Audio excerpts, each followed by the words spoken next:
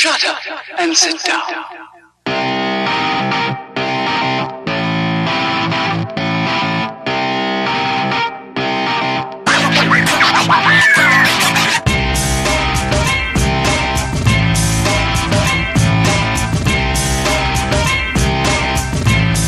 Welcome back to Pop Culture Podcast, episode 221. I'm Adrian. I'm Jay. We're back for another week of comic book-ish, but definitely TV, definitely movies. Definitely TV, definitely movies. Podcasts. Remind me to talk about music because there's an album I actually want to talk about this time, not just kind of pensively throwing it out there. Sure. But most importantly, whiskey. We are back for some more whiskey. We are back still in our Jim Beam month. Yep. I originally thought we were going to keep this one for next week. But you said, let's do it this week. So I'm like, sure, whatever. We already got it. Might as well. Yeah. So the reason I specifically said let's do Ghost this time. Are you not going to be here next week? I am going to be here next week. Okay. I fly back on Monday. Okay. I am going to be here next week. I don't think we're going to do the rye. Oh. I don't, because we've done rye. Everyone has heard us do rye. That's true. We've done the rye. And there's another one I saw that I'm like, I'm going to swing by and pick that one up. Okay. But I knew I wouldn't have time today. Sure. So we're doing the Hawaii today. Okay. So when we first started the Jim Beam month, we told you that there was an episode that we recorded that got lost. Oh, man. That's the best episode. The Foo Fighters, all of the... It was. The business. Like, we had the cops that got called on us, and then the cops that got called on us had cops called on them because they just stayed and partied. Yeah, they joined in. And they. Yeah. This is actually the fourth bottle from that night, and there's only half left, so... anyways, though. So this is the Ghost. This is the Jim Beam Ghost. This is kind of the genesis for the whole month because we're like, well, we're going to try to get anyways. Yeah. There's all these other Jim Beams. Let's just do a Jim Beam month. So we were real surprised when we found out this existed. I was floored. Like, I was stunned when you told me that this is a thing. I literally stopped dead in my tracks when I saw this at the liquor store. So we've talked about whiskey up and down on the show. You know that it's typically brown in color. And that comes from both the grains that it's made with and the charred oak barrels that it's aged in. So this is Jim Beam Ghost, which is a white whiskey. They call it Jacob's Ghost after Jacob Beam, who started the company. So the reason it's white is because they actually age it for only 1 to 3 years, depending on the batch, but in new white oak barrels. So no char. No char. It doesn't pick up that caramel color. So I'm gonna pour myself some. Yeah, I didn't know how much you wanted, so I kind of let you. I'll start out with a finger and a half. Sure. The other thing about this bottle that I really love is for those of you who are Disney fans, and if you can see, it looks like the Haunted Mansion. Because you see the photo of Jacob, but it looks like the Haunted Mansion. You actually can see through it to the other side. Oh yeah. Like I'm just waiting for this to be incorporated. Yeah. And which I didn't even notice you could see through it until I had taken it back home because I don't think we noticed that on the show. Maybe not. Or maybe we didn't talk about it or something like that. It's possible. Yeah, so aged 1 year minimum in new white oak barrels. Now, they say this recipe goes back to 1795, that this is when they first started doing this. This is how they first started making it. And then that's when the charred oak barrels process kind of became popular. That's what they went with. But this is actually the charred oak barrels was a result of Prohibition, actually. Right. So this is a pre-Prohibition recipe for their whiskey. And to go a little bit farther down, you hit the nail on the head. This is whiskey, not a bourbon. Right. Because the barrels. Yeah.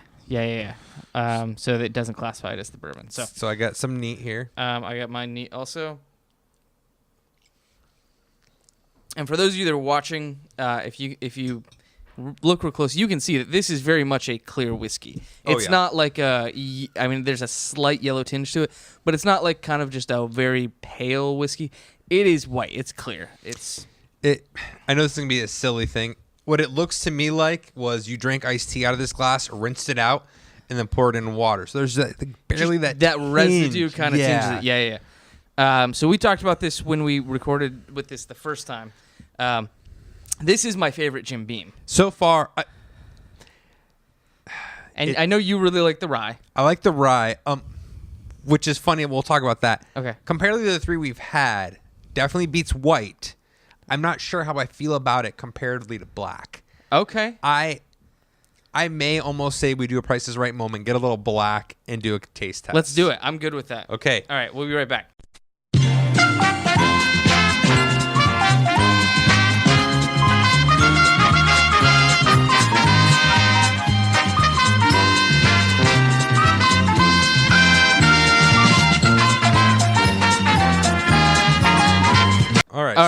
black. We got, like you said, we got a little bit of the black here, which you were saying you think you may actually prefer over the I ghost. may. I am going to do a little ghost neat because Okay. mine's already all on ice. Sure.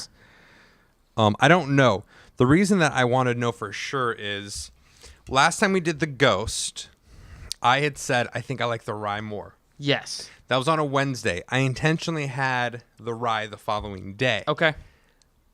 I spoke too soon. I like the ghost more than the rye. Oh, absolutely. So now let's find out. And at that point, we hadn't had the black. We hadn't had the black. Together was the first time we both had the black.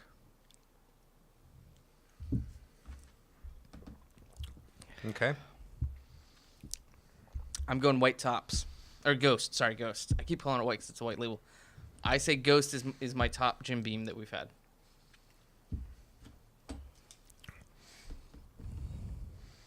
So here's where I'm landing. The ghost has a more caramel finish, which I find really interesting. Which is weird because it doesn't have the caramelized. Yeah. Correct, but it has that more caramel finish. It's got more of a burn, though. Really? I think I have a little more burn from the ghost than I do from the... See, it's the opposite for me. I get more burn for the... The ghost is a delayed burn. Yeah. Oh, yes. Okay. You feel it lower. Yeah, it's like here. Whereas with the age, I feel it in my throat. Yeah. The ghost, I feel it a little bit lower. Okay. It's like the ghost of the whiskey. I mean, That aptly may be, named. yeah. Okay, so here's my ranking. I'm going to leave rye out for a second. Okay, really, fine, fair. Okay, so for the I guess 3 that we've done so far, white label is definitely at the bottom, and then I'm going black label, and then I'm going ghost. Okay. If we're adding rye into this, it's going to slide into the number 2 position for me. Rye over black? Rye over black. Wow. Okay. Okay. What about you? So let's categorize neat only. Because on the rocks, it changes the profiles too much. Yeah. Neat only, ghost. As your Ghost top. is my top. Okay. Then black. Okay. Then rye. Then white. Wow. On ice, black number 1. Then ghost. Then rye. Now, then did white. you ever think there was a point where you would say Jim Beam rye is your 3rd favorite variety Of Jim of Beam? Jim Beam? No. All right. I never thought those words would come out my mouth. Okay. To be fair, they still. I mean, I guess they did. Never mind. So this has been a very enlightening month then.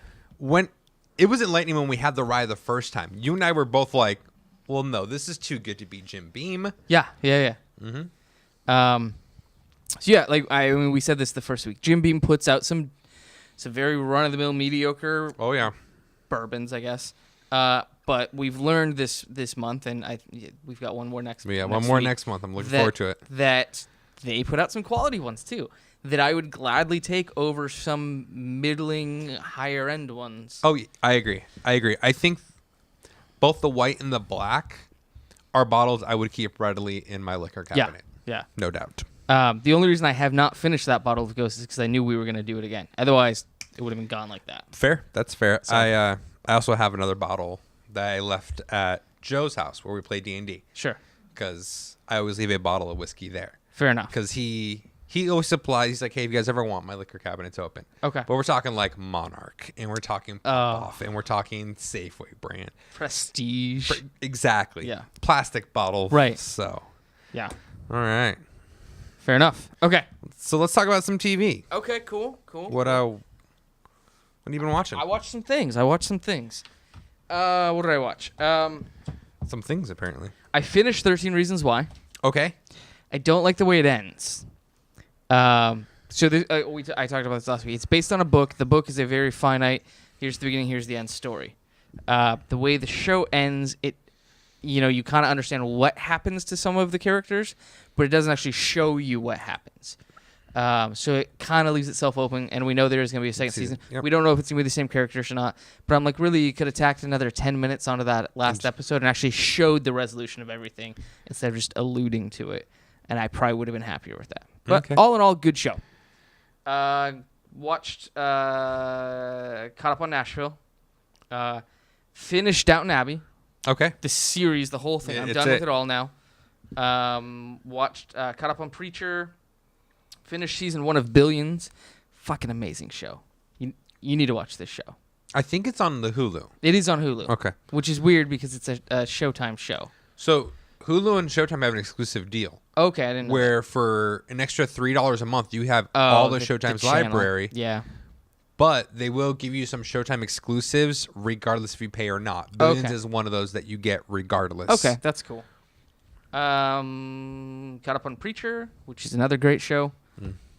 They've done a lot of the tribute to Steve Dillon episodes this season because he was the artist. He was the artist. He passed away between the 2 seasons. Yeah. So, what else did I watch?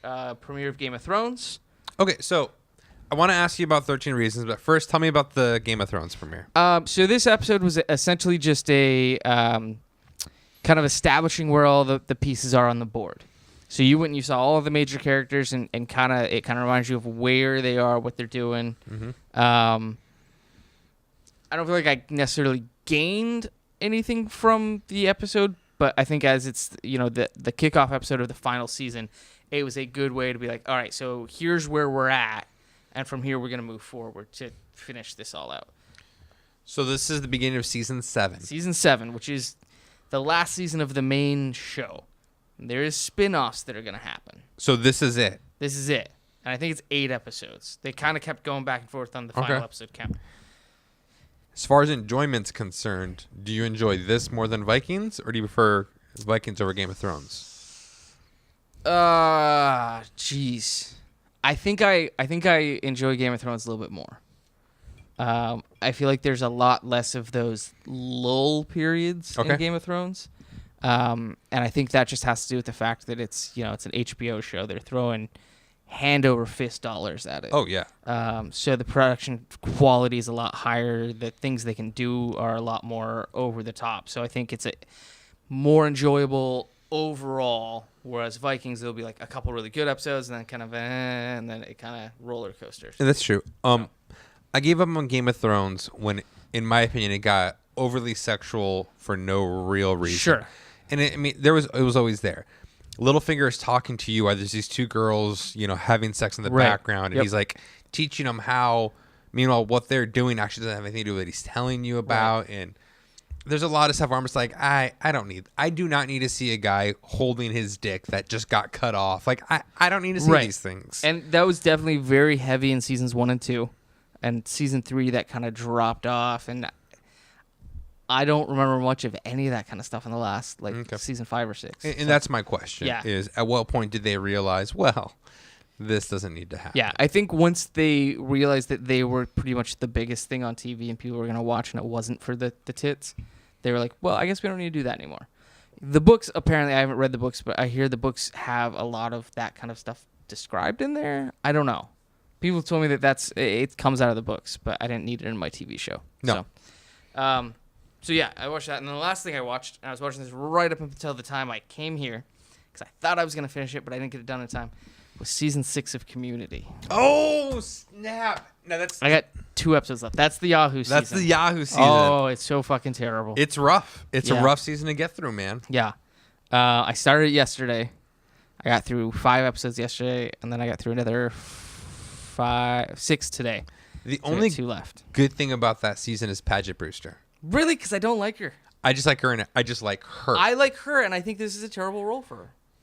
But I'm used to seeing her, I watched Huff. Okay. And it was a 2-season Showtime show. Hank Azaria played a psychiatrist who had a patient kill himself in his office, in the premiere episode.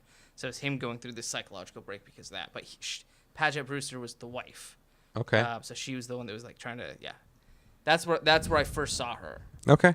So now I see her in this. I'm like, she's not that funny in this to me. She's not that funny. I saw her in Criminal Minds or something. I'm all like, whoa, no, you don't.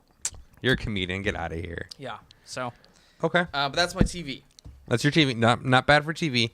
When it comes to, I want to ask you real fast about 13 Reasons Why. Yep. Do you feel like this is Netflix's attempt at an indie feel, or are they trying to be overly artistic, or or is it just shoddy? I don't think it's overly artistic. I think it is indie, and I think it's one of their attempts to really pull in that 13 to 17-year-old crowd. Okay. because a lot of their original programming is very adult oriented. They've got a list of animated shows they've done that are aimed towards like small kids, but I don't think they really have done much aimed towards kind of that young adult crowd. Right. So taking this book that was big in the young adult crowd and turning that into a TV show, I think, is them trying to get more into that middle market. I will say one of the best soundtracks in a TV show I've heard in a long time. Oh, interesting. There's a lot of really good songs, and somebody put together a Spotify playlist of like 50 songs from the show. It's really good. But no, I mean, I don't think it was too overly done.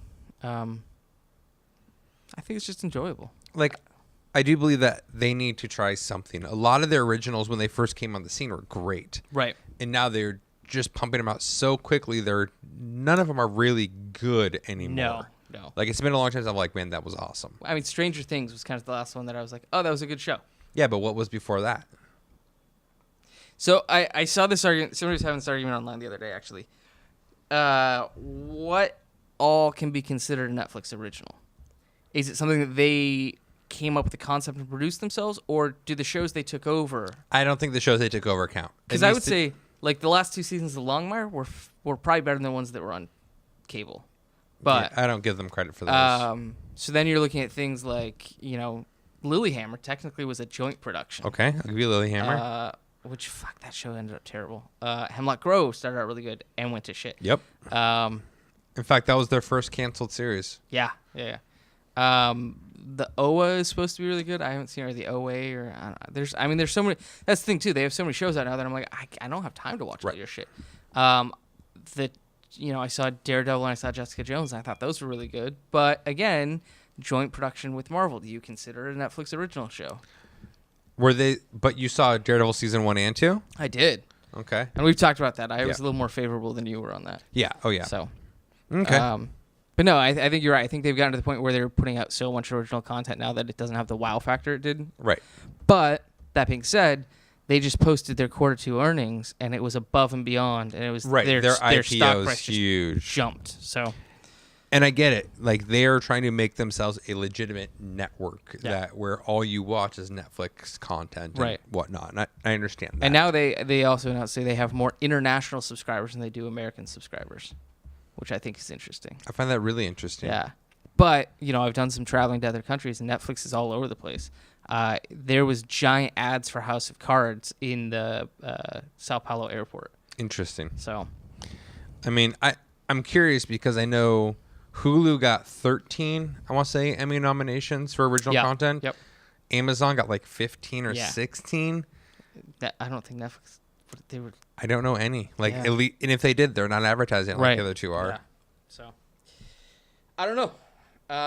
I will say though, I haven't watched a lot. Actually, I don't know if I've watched any original content from Amazon. I've watched a couple shows from Hulu, and I would say the ones I've watched from Netflix are probably better than the ones I watched from Hulu. Well, then let's talk about my TV. Okay. Because it starts off with a Hulu original. Okay. The Path. Okay, so I watched the first episode of that this week. Okay. That's all I've got. So I far. finished season 2 this week. I actually really enjoy it. Okay. It took me a while to get into this show. Like, it was one of those shows where, like, I watched the first episode. I was like, okay. Yeah. Fine. But then I didn't have anything else to watch. I was literally in a hotel room with no rent-a-car, no Uber where I was. Everyone else had already left. I had 7 hours before my car was going to pick me up. I'm like, what do I do? Yeah. I'll watch a Path, I guess. Yeah. What am I going to do now? I ordered room service and I'll watch another Path. So then by the time I got into like 3, I'm all like, no, now I want to watch another Path. And once season 2 was done, I was like, nope, I'm going to watch season 2. And I enjoy it. I really do like it. So this is one that Jess and I watched together, this first episode. Just because we were kind of in that same boat. It's like, well, we're caught up on all of our regular shows. We've got this backlog of shows that we've said we're going to watch. Let's pick one. So I brought up the list for her. I'm like, you pick one. Because she's like, what's The Path? Mm-hmm. And I'm like, oh, it's Jesse from Breaking Bad as a member of a cult. And she's like, all right, let's try it. So we watched it, and we enjoyed it well enough. We're like, yeah, it's an interesting enough concept, especially with both of our backgrounds of going to church for a while and getting out of that. It definitely hit that chord with us, so we're going to keep watching it. And it does delve much more into Cal and Sarah and Eddie, their relationship. But then it really does become a focal point of everybody in that community, like becomes a major part of the show. Okay. So like everyone else, you're like, well, now Sam's really important to this show. And like all these other people really do come into their own. Cool. So I enjoyed The Path. I'm looking forward to season 3. Okay. Season 2 did not, I will give them credit. Season 2 did not end where I thought season 2 was going to end. Okay. Like I was like, well, I'm pretty sure this is what's going to happen. Oh no. Oh, that's what happened? Huh. Okay, so good twist. Good ending. Not even that it was it definitely was not a twist. It just wasn't what I was expecting. Okay. Because where the characters were, I'm like, well, the way this season looks like it's wrapping up is it's going to wrap up like this. Okay. And it did not. And I'm glad that it didn't. Good. I watched the newest episode of True Grit. You're still watching this? Yeah. I'll give up on Battle of the Network Stars. I'll still watch True Grit. Okay. The reason I watch True Grit is because I really like the cadre, the 4 military people. Yeah. I really like, especially one named Burke. So he is the former drill sergeant. Okay. So people in his team are like, they're happy and they're going to hug him. He's like, I don't hug. Like, get away from me. And one girl, like, he was talking to her privately, and he's like, don't ever tell anybody else I let you hug me, but you get one. Oh, jeez. And he hugged her, and she starts to cry. He's like, nope, no, I can't. Get away. Toughen up. It's starting to get interesting, though, because the whole point of this season was totally different than last That's season. what you're saying, And I've mentioned that before, that it's all about, average people finding their own personal strength, their own personal grit. Yeah. And a lot of the team leaders are like, that's why we're here.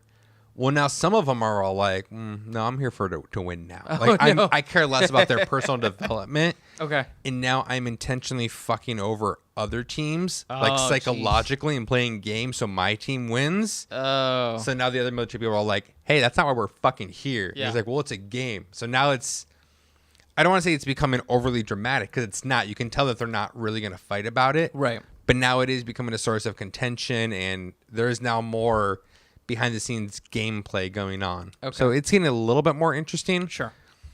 I don't love the majority of the members of the show. I like a couple of them, but the ones I like are still there. So we'll see how that goes. Okay. I definitely did not watch another episode of Battle of the Network Stars. As you should have not done. So I kept true to that word. So watching a whole season of The Path was a lot of TV. Yeah. I do want to talk about wrestling really fast. Okay. So for the past, I want to say almost 4 to 5 weeks, Kurt Angle is the GM of Raw. Right. And he has been getting weird messages. He knows something's going on. He's been telling the audience that there's something that he's not ready to confront them about, all this stuff. It's been building, and he announced, obviously it's not real, that one of the other wrestlers is his son. Oh, jeez. And it's this whole long lost son thing. I'm all like, why? Why are we doing this? Yeah. Like, come on, guys. You guys have NXT, which is, as you know, my preferred wrestling. Right. And it does have storyline, but it's not like that. It's, we started a fight. That fight goes on for a little while. We talk some shit. We get over it and move on to our next fight.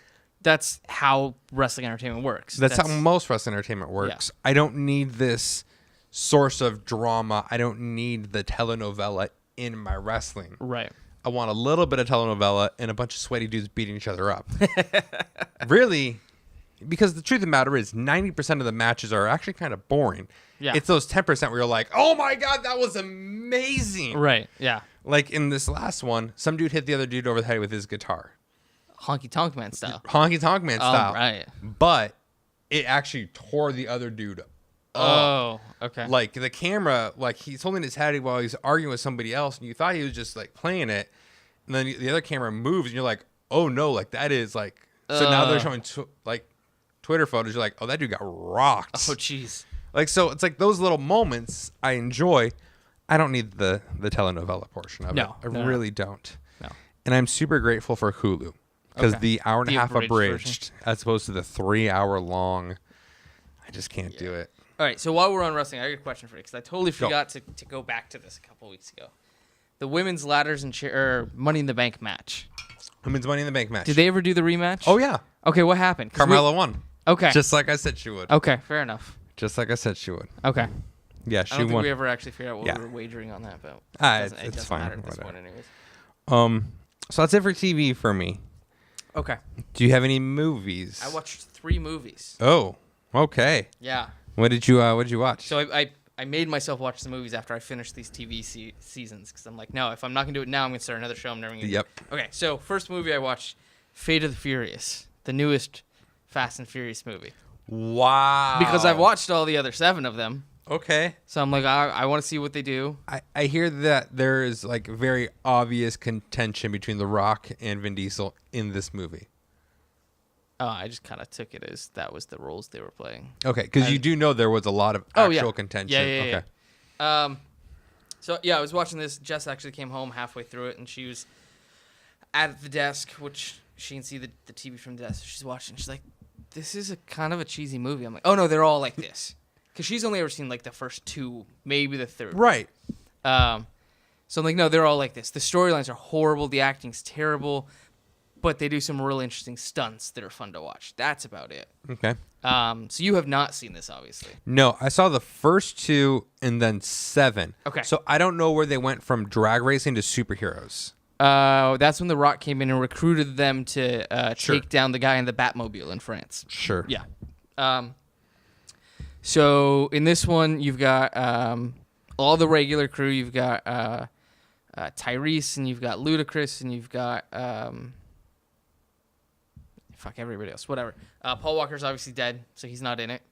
And then his wife's not in it because they are off having like a normal civilian life now. Jason Statham, who was the villain in 7 or 6, he's back now and he's on their side because the villain that they're pursuing is somebody who he was trying to get at before. Anyways, you find out that he's a former MI6 agent or something like that who was doing an undercover case, got burned, and that's why they labeled him a villain. The villain in this is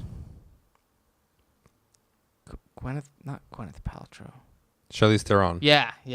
Which I mixed blew them up. my mind that they got Charlize Theron for this. She's horrible in this. Well, sure. She's got cornrows and dreads. Oh, yes. And she's a super hacker. They bill her as being somebody who Anonymous is afraid of. So it's just all this bullshit. I'm like, this is obviously, like, I have to suspend my disbelief because it's a fucking movie. It's not real life. But at one point, there's, like, a car chase scene on the ice, and there's a tank, and all this bullshit. But really entertaining to watch. Like, if you don't look at it and be like, that would never happen, it's like, oh, hey, that's actually pretty entertaining. Yeah. So, I don't know. Enjoyability, I would say 7.5 out of 10. Wow. Rewatchability, a 2. Yeah. Because it's one of those things that, like I said, you watch it once, oh yeah, that's cool, and then I don't ever need to see that again. So that was movie number 1. Okay. Movie number 2, The Founder. Oh, I've actually been wanting to watch this. Okay, so on my way back from Brazil, there was a bunch of people that were watching it on the plane, but I had my tablet with all my stuff loaded up, so I didn't watch it. But I watched it. Fuck Ray Kroc, man. So my question about it is, I am curious how much of it is truth and how much of it is fictionalized. I'm sure there's a decent I'm amount sure of there's it some of it fictionalized, that's true. but it is based on the actual events that happened. Okay. And that's documented in other places, where he was... So for those of you who don't know, this is Michael Keaton playing the founder of McDonald's. Well... So Michael Keaton plays Ray Kroc, who was a door-to-door salesman of milkshake mixers. And one of his customers was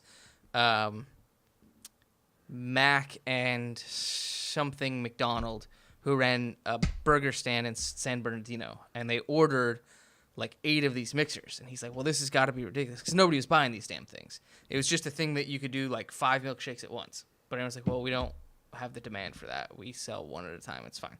This McDonald's burger place in San Bernardino ordered 8. So he drives out there to try to see what's going on. He sees they've done the first assembly line kitchen. Like they designed it from scratch. So he gets really interested in it, and he wants to be an investor in the company. He wants to be their franchise manager or whatever. So he goes around and opens franchises. So that's what he did, is he went and he started these franchises in the Chicago area where he was from. And then he realized that he wasn't making any money off of it because he was only getting 1.9% commission off these restaurants. So he was out of money. So then somebody told him, oh, well, the money's not in the restaurant. The money's in the land. What you do is you set up these franchises. You go out and buy plots of land and say, you're going to put your franchise there and you're going to lease the land from me. So he starts doing that, making tons of money, builds himself as the McDonald's Land Corporation, eventually makes enough money to where he buys out the other guys, forces them into a buyout, and then he owns all of McDonald's. That's the gist of it. Okay. And like I said, that's documented. That really happened. But this movie kind of shows the progression of where it all. how he got to that point and all that. And fuck that guy. But, he made tons of money off of it. So Look at often in life, the bad guys win. Like that's absolutely. just how it works. Yeah. So no, really entertaining movie though. I definitely recommend that to anybody. The Founder, it came out earlier this year. So did you ever watch? What the hell was it? Pirates of Silicon Valley. No. It was at TNT. Mm-mm. Okay, so they got a guy. They depict Steve Ballmer in that movie, and the actor Steve Ballmer from Microsoft, the actor that plays him, that's the only role I ever relate him to now. Okay. And he's one of the McDonald brothers in this. Oh, so you're like Steve Ballmer's in this. Steve Ballmer started McDonald's? What the hell? So anyway, That dude's in everything. yeah. It's like when I see Kevin from The Office in other things. No, you can't. Yeah, but he is. The weirdest one was, it was a movie with him, Mandy Moore, and John Krasinski. So I'm all like, well, no, it's just Kevin and Jim, and they got Mandy Moore to play Is Pam. that License to Wed Maybe? with Robin Williams? Maybe. I Yeah. think so. But so like he's in the last season of Melissa and Joey also. He's like running Melissa's political campaign when she's running for senator or whatever. So I'm like, fucking Kevin is running a political campaign? He can't even count. Well, that's what the Clevin's for. Yeah, right? So yeah, I watched that. And then the last movie I watched this yesterday. Fuck. Power Rangers. Oh, you hadn't seen it yet? Oh, no. Oh, my God. No, I tried watching it a couple times and it was in Korean. So I'm like, no, I can't do that. Oh, and? Oh, fuck, that's 2.5 hours I'm never getting back. So bad, right? So bad. It's like every time they had an opportunity to either do something really good or really bad, they went really bad. And I'm like, how no, like Power Rangers they can't jump over caverns. They can't. Or the fact that Zordon actually wanted to kill them Yeah. so you could come back to life. Right? Yeah. And then I like Bill Hader as a comedian and an actor. Fucking as Alpha 5, no. That was terrible. Well, so was Elizabeth Banks as... Oh, yeah. I mean, I was excited about Elizabeth Banks as Rita when we started seeing those first set pictures. And that was so bad. So bad. Yeah, there's a lot wrong with that movie. What? So I do want to know. I have a couple questions on your thoughts now. Okay. One was, did you watch the after credits scene? Remind me what the after credits scene was. I probably did. You find out Tommy's there. Oh no, I don't think that was on the file I had. Oh, so it was the after credits scene. Because I know I went all the way through the credits, and I don't think anything showed up. So it was after credits scene. They're in the school.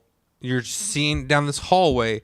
Suddenly the door goes flying off, and you just hear someone yell, "Tommy!" And that was it. Oh no, I didn't see that. Yeah. All right.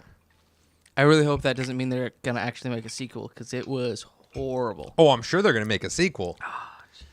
Didn't it bomb though? I thought it bombed. So what? Doesn't matter anymore. As long as it does well in China, that's all that matters. That's true. All that matters. Fuck. Okay. Yeah, and the whole scene, like when they formed. First of all, why is Billy autistic? Drove me crazy. And then towards the end, when they formed the Megazord, Yeah. and he's trying to come up with a name for the I'm like, no, don't do that. And then they're like, oh, we don't. Who's the leg? How do we drive this thing? I'm like, fuck, this is horrible. Ruined my childhood. I think I need to go back and start watching the TV show again just to recoup. Now, here's the thing, though. Do you think the TV show is going to recoup? And when's the last time you saw it? Maybe it doesn't hold up and just breaks your heart even more.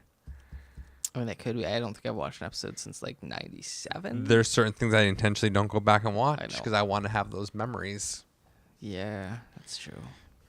Although I do think it's funny. So as I'm watching the movie, I'm looking at the IMDb page for the TV show, and I'm looking at the trivia thing, and I never realized when I watched as a kid that in Japan, in the whatever the actual name over there was, the Yellow Ranger was male.